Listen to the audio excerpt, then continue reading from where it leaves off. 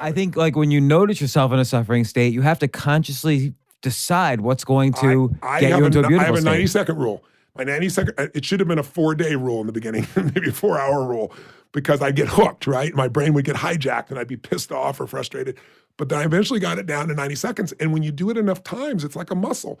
I have been the happiest in the last 2 years, not because my life has been better. This last year, I had mercury poisoning at an extreme, like on a 0 to 5 scale, 123. Whoa, were you eating too much sushi? Fish, exactly right. Really? It was tuna and it was swordfish. They're 75-year fish and they have 1,000 times more mercury in them and no one tells you that, right?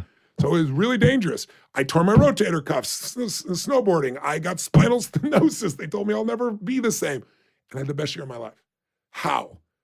And thank God, because I promised, I made a promise to myself, no one else, the one that matters is myself, that I am not going to suffer. If I start to suffer, which you will, the mind will go there, I'll notice it and I'll see it for what it is. It's stressful thought, and I'm going to focus first on what do I appreciate, what do I enjoy, what do I love, because appreciation, joy, and love destroy suffering that fast. So when you got that diagnosis, I can't even say the word, and you were told you would never, stenosis. Yeah, spinal, whatever. The guy says to me, I'll tell you what he says to me. He first says to me, "Oh my God, Tony Robbins! Oh my God, you changed my life! I made $10 million. I went to your Business Mastery 5." He goes on the whole thing. My relationship's better.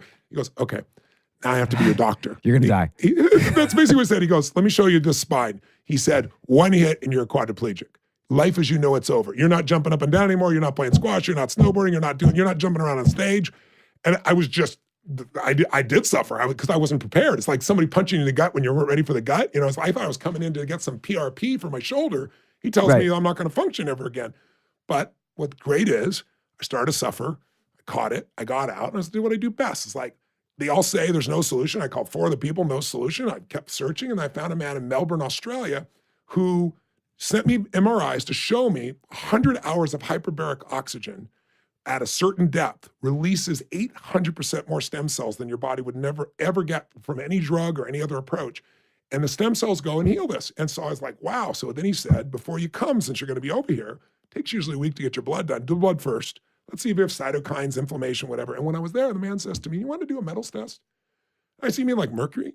He said, "Yeah." I said, no. I had my amalgams out 25 years ago. He goes, "Well, we do aluminum." I said, "All right, do it. Let's just find out." Calls me up on the phone and says, the doctor looked at this and said, "How long have you been in the hospital?" I just got off stage for 50 hours, right? I was losing my memory because it mimics the experience of people getting, not Parkinson's, but what do you call it? Like Lyme or dementia? No, dementia. Losing your memory. And I'm 56 years old and I do 50 hours at a time, never drop a thought.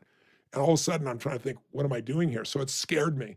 So in the last year, I had to dig in and detox the body. And I'm on a 0 to 5 scale. I'm now a 9 out of 126. So all those illnesses or diseases, gone. They're all gone. I still have some challenges with my spine and things like that. Let's say so you still have some challenges. Yeah. So sometimes it might come up, a little bit of worry or suffering.